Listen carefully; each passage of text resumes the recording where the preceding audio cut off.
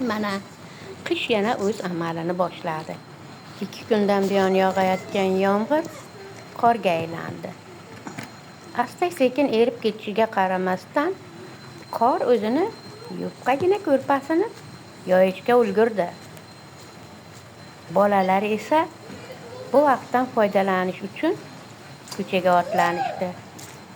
Bolalarni uydan chiqayotganda nazorat qiling. Kiyinishini, boshlariga, oyoqlariga e'tiborda bo'ling. Bu holdan quvongan bolalar chiniqmagan qo'llarida qor o'ynashni, hattoki qorni yemoqchi bo'lganlarini ko'rib yetimi o'shib ketdi.